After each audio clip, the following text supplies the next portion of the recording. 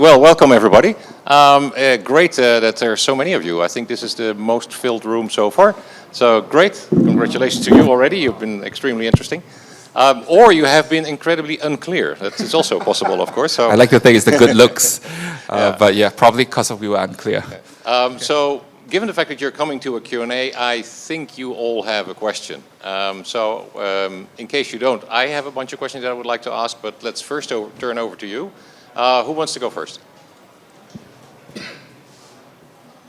Yeah, there's a question there. Could you speak a bit louder for everyone? It's a microphone. Is your microphone working?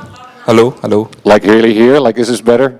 Okay, so all of you have come here in the room to ask questions, I would suppose. So I would say I start with questions from you. If you're done with questions, then I have a bunch of questions you can ask, so we can be here for hours. So who wants to go first? And I already saw somebody there. Hold the microphone really close to your mouth. No. I think so.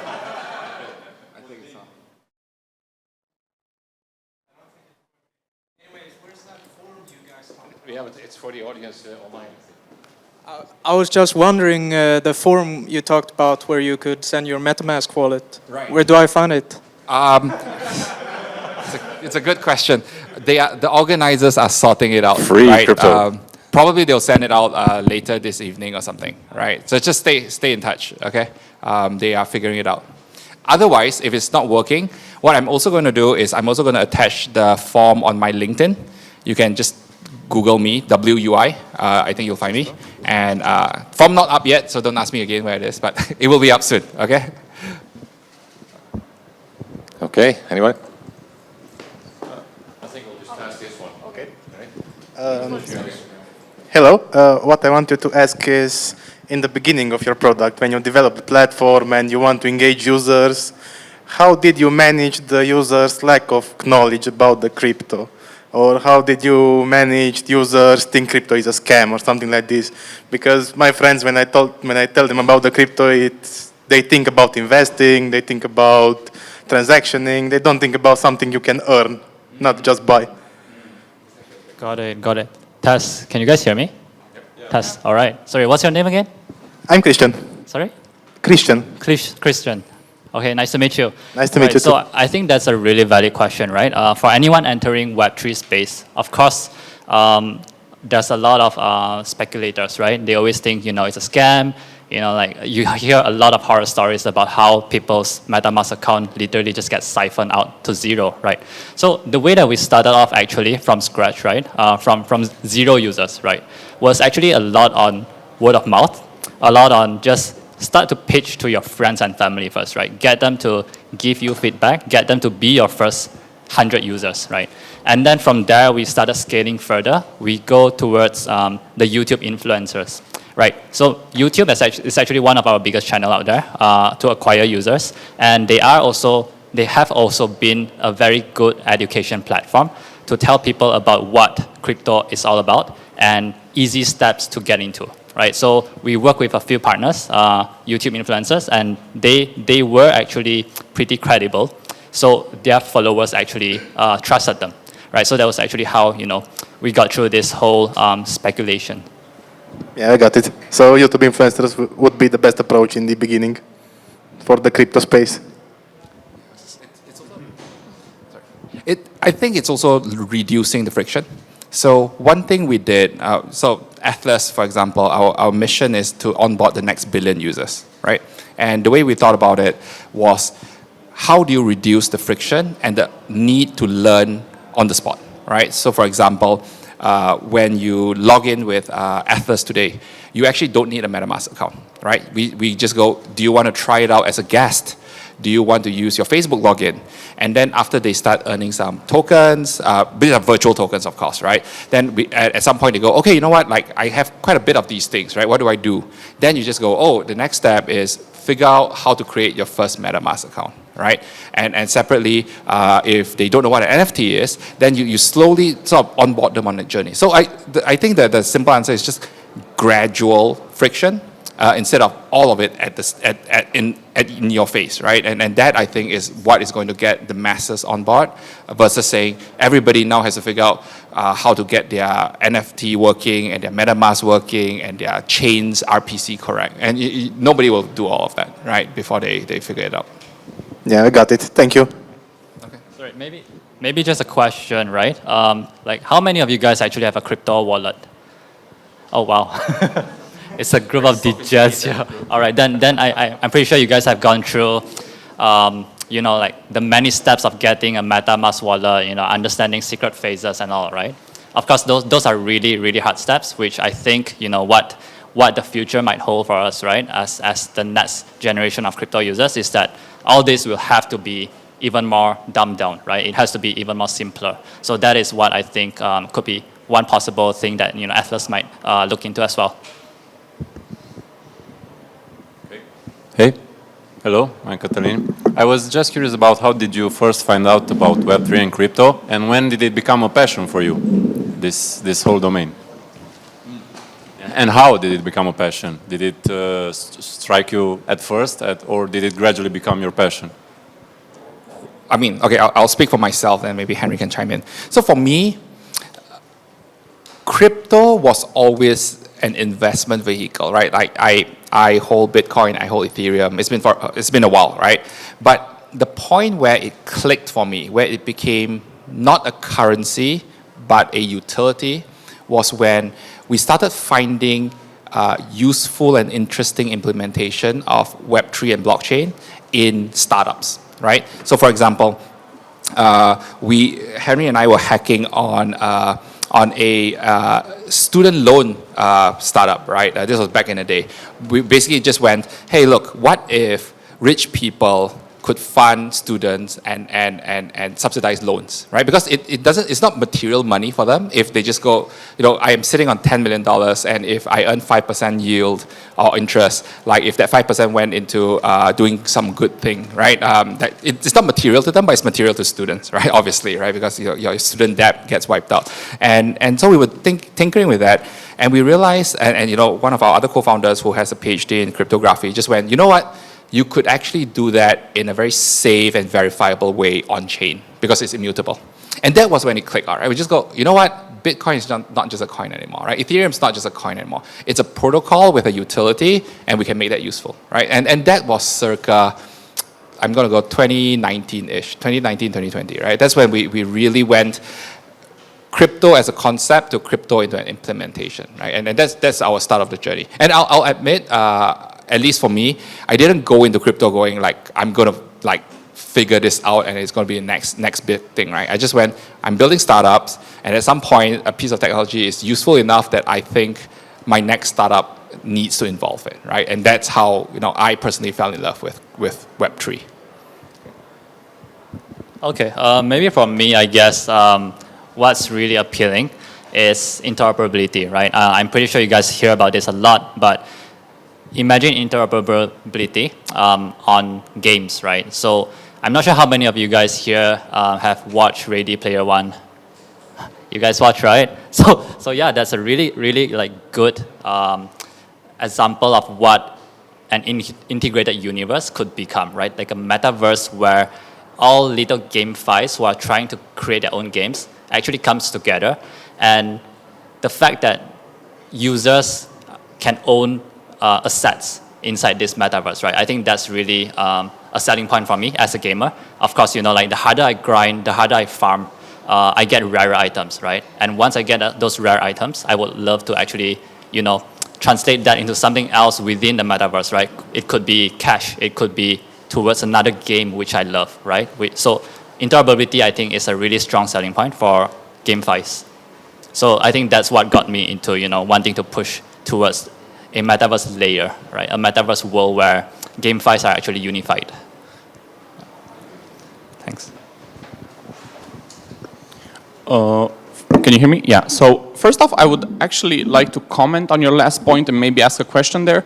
Would companies actually like that? Because I've seen a lot of IPs, basically, for example, in games, Marvel, let's say, they re-released the same skins for same characters in different games for money again, So would they actually want what you're doing?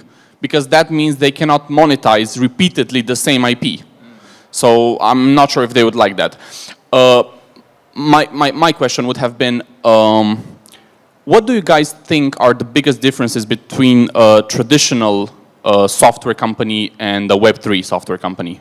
Like, what are the top differences you identify? Since you worked in both, right? Right. Okay, so I mean, the short answer to your first question is no, they will not like it, right? The analogy I draw, and I draw a lot of analogies because I think they're very powerful, right? The analogy I draw are recording studios and Spotify, right? Recording studios were selling CDs and re-releasing it and making money off it. And then Spotify comes along and say, you can listen to it forever for $7.99, right? And of course, studios didn't like it, and of course, it was disruptive. But what I think disruption does is it forces people to not think lazily, right? So what did recording studios figure out? They figured out how to create their own world in a world where streaming was a thing, right? And you know, they didn't die. They just figured out how to adapt and evolve.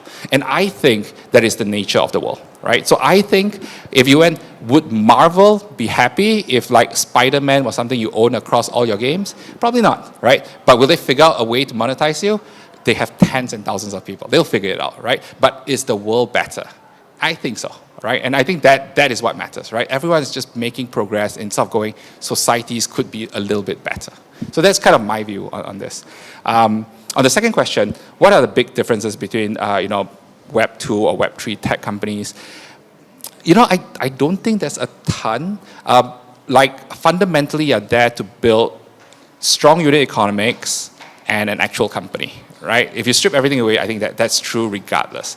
What I think would be slightly different is, at least for me, the biggest difference is how much transparency you want to put out there on chain. As all of you who are familiar with things like Ethereum Scan and Polygon Scan would be aware, everything is exposed, right? And it is good when you're on the receiving end of going, I like accountability. When you're trying to run a business and everyone's just poking in a business, sometimes it gets a little annoying, I'll be honest.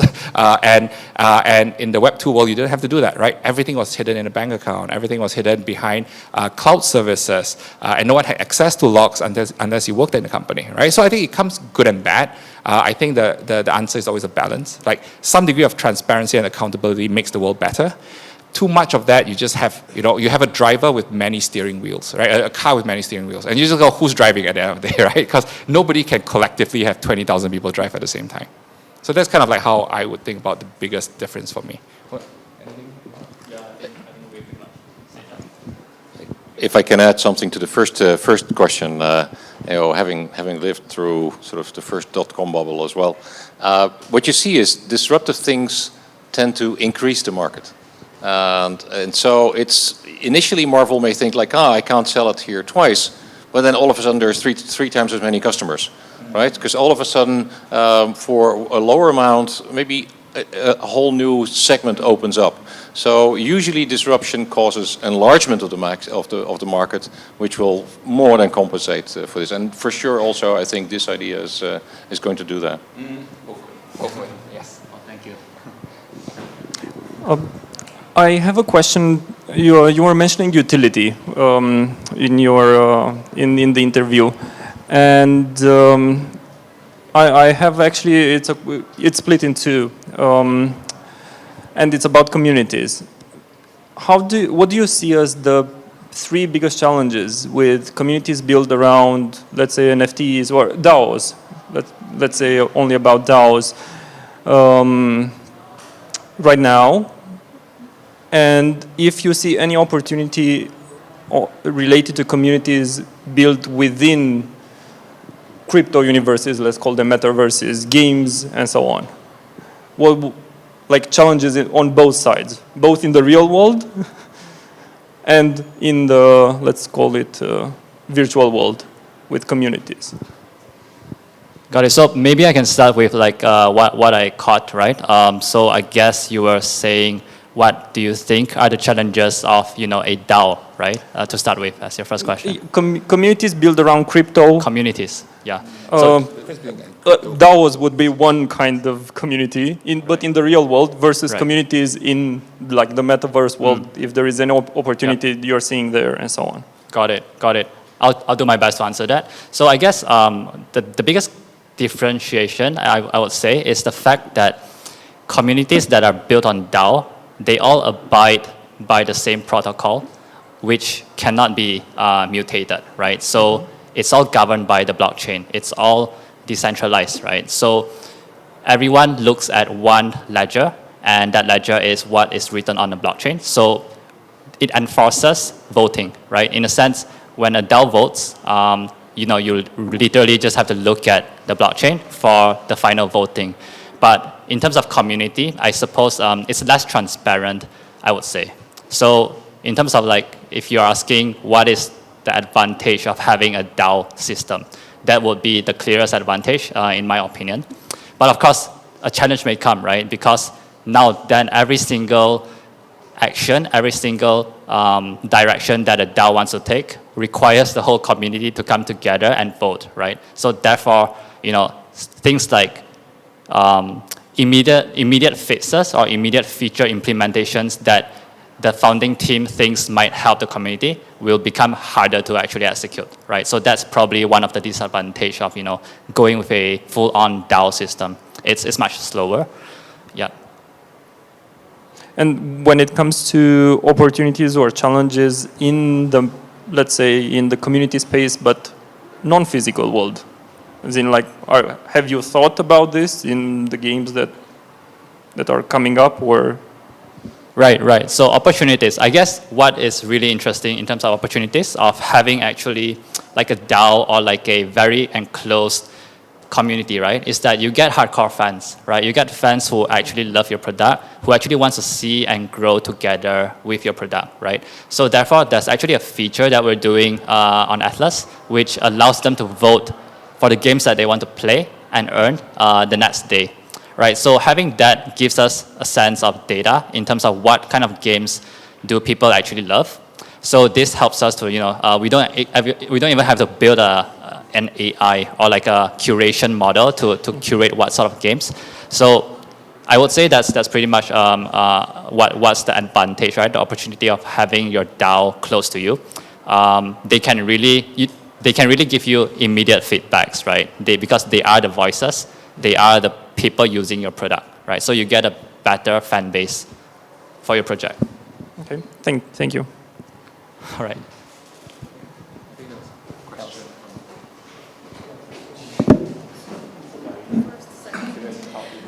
Hello, I'm Andrea. I'm from Peki. We are a startup. We're building an application based on loyalty programs using NFTs. I want to address a question regarding the tokenomics. How would you test like the flow, how many coins, tokens to enter in the application, how many NFTs and so on, such that this is going to be in balance for the users? So, okay, this is a tricky question, yeah. There is unfortunately no testing in NFTs because of the immutable nature of the chain. Direct test in production. Right, correct. The only testing you have is you throw it out and you hope it's right? So, and if it's wrong, if you are undoxed, meaning people don't know who you are, then you just like go off and build another collection, which I don't recommend you do, right? It's certain ethical issues there. But there are ways where you can think about approximating accuracy, right? So for example, when we are launching an NFT series, what we do is we test for supply and demand, right? We just go, what is our forecasted steady state number of users, right? And how many do we think we can sell out, right? Because no point of printing 100,000 NFTs and realizing people only buy 5,000, right?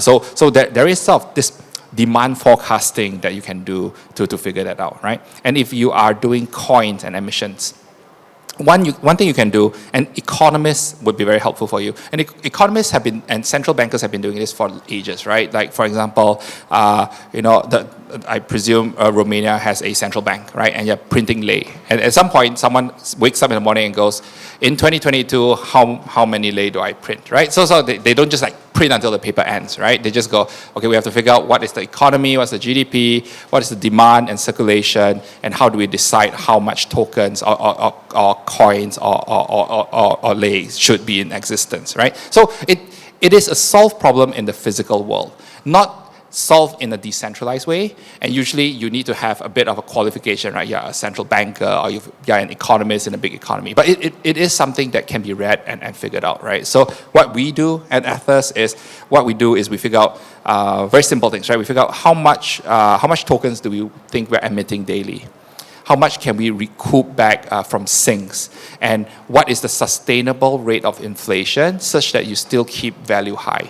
And then after that, you work backwards on the math and just go, okay, and therefore, what is the fully diluted value and what is the circulating supply I need for a token, right? And it's the same thing for NFTs, right? So basically, the short answer is, you can't release and retract. Like, there's no such thing as I released 1 billion tokens and I say, you know what, actually too much, right? I'm going to take back 500,000. There's no, like, people get very upset when you do that, right?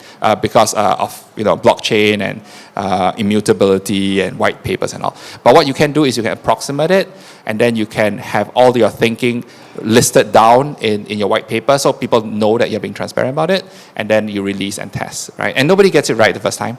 We have made many mistakes, and the best advice I can give you is, do your research, do the best approximation you can, and the rest is you hope for the best, right?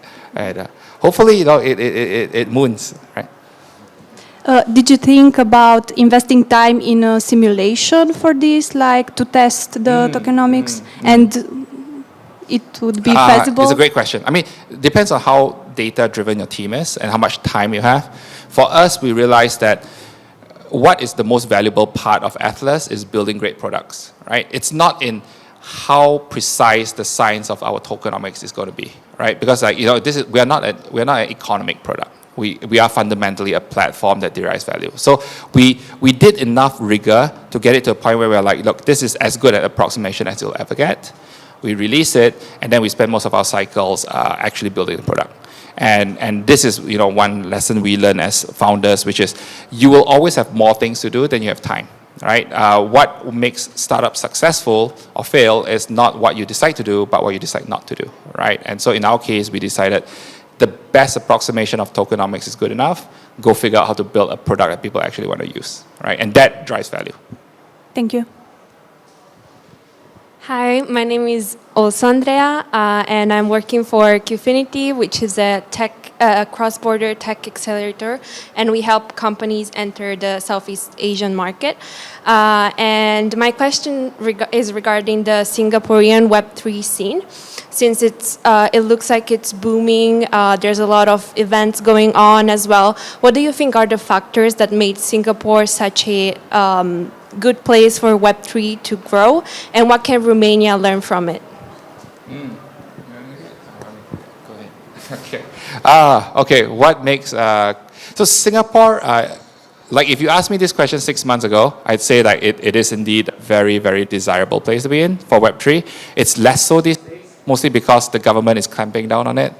So my first thing is regulatory, right? How friendly are governments with adoption of new technologies, right? That is one thing that you guys should figure out. The second thing is VC money, right? Like, funds like to go, companies like to go where VC money is, right? And in Singapore, most of the big funds are already, they are either there or they have a presence there, right? So that always helps circulate the growth. And the third thing is just Web3 talent, right? Because companies go where they see talent. So if they see a lot of blockchain developers in the place, a lot of mobile developers, a lot of people who understand tokenomics, or like some NFT launches that have been successful, generally people congregate. So this would be sort of the three things I'd say would be important if Romania wants to think about this. Thank you. I think we need to run off. Let's say one more question. Oh, I had two, sorry. Only one. You mentioned that X Infinity is not sustainable. Can you say more things about why is it? I mean, more reasons or facts or anything, what you can imagine. Thank you. Do you want to ask your second question, or is that the only question? I just can only one, sorry. Okay. Okay. I mean, there are many great articles out there about sustainability of play to earn and X Infinity. So I will give my summary, but you're better off reading these articles, right? So the TLDR for sustainability is that the economy cannot be built or predicated on the fact that the next player pays for the last player's profits. Okay? If that happens, what you have is what is called a classic pyramid scheme. Right? I'm not sure if you guys are familiar with pyramid schemes, but the whole idea of pyramid schemes or Ponzi's is that the next person comes in hoping to earn as much as the last person and therefore pays the premium in which the last person then cashes out, right? And there's nothing wrong with it if you have an infinite Ponzi, right? Like as long as this continues, you have, it's like the US printing money, right? As long as people see value and it keeps inflating, that's fine. The problem is nothing is quite like the US dollar, right? US dollar is seen as more the exception than the norm. Everything else are subjected to the laws of gravity. And what goes up must come down, and in which case, what the entire premise of the XC Infinity unit economics was, I will buy 3 XCs, I will breed them, and I will sell them for more than what I paid for the original 3. And that, you can see, is basically a classic pyramid scheme, right? So this worked because it actually had value, and then it hit the point where the incremental unit price of each bred XC went too high, and nobody was willing to pay for it. So when you have no taker, what happens in an economy is it collapses, right? Because if nobody wants to buy, nobody wants to breed. If nobody wants to breed, nobody wants to pay. And so if you look at the price of an XC today, or if you look at the price of SLP, which is the standard breeding token in XC, it has dropped, I think, by 90+%, right? And that's classically. And, don't read this as me criticizing XC. I actually think XC has done a lot for Web3, right? They've put Web3 in the map of the world. They've actually provided income for many, many people, especially in developing nations. And they have innovated, right? What they haven't been able to figure out, and what many players have not been able to figure out, is what is the derivative of what they did that is sustainable, right? And I think that's a journey we all have to learn together, right? And so, like, if you go, are they bad people? I'm like, good and bad is a very subjective term, right? They did what they did. They survived how long ever they did. There was learnings for everyone, and then we figure out what is the next best company to build from there. So that's kind of my take on XC. And again, that was my abridged version. If you want like the more scientific version, or you want to sort of really look at the tokenomics, there are some really, really good articles out there, right? You just have to Google them. All right, thank you very much, everyone. It lasted a little bit longer than anticipated, but I'm glad you had the energy to answer all the questions. There was a whole. They were good questions. So great questions. Applause for yourself. All right. See you. Thank you. Thanks, everyone.